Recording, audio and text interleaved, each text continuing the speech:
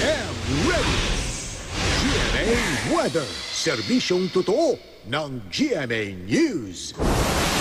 Patuloy na makararanas ng hanggang sa katamtamang ulan at thunderstorms ang Ilocos at Cordillera Region ngayong araw. Paliwanag ng Pag-asa, epekto pa rin po yan ng trough na isang low-pressure area sa northern Luzon. Sa datos ng The Weather Company, magiging makulimlim na sasabayan pa ng pag-ulan ang panahon sa northern Luzon.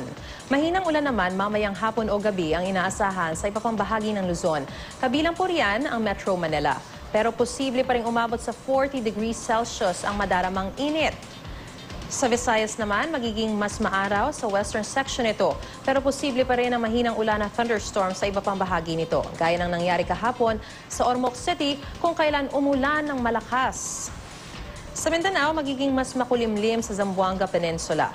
Habang ang ibang bahagi makararanas ng mahinang ulan at thunderstorm.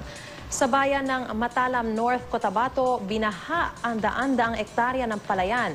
Umapaw kasi ang kalapit na ilog dahil sa malakas na ulan. Binaha rin ang ilang bahagi ng bayan ng Magpet. Ang ilang motorista, iniwan na lang ang kanilang sasakyan sa gilid ng kalsada at lumusong sa baha. Para sa iba pang weather update, bisitahin ang website at social media accounts ng I Am Ready PH. Magplano para sigurado, I Am Ready, serbisyong totoo ng GMA News.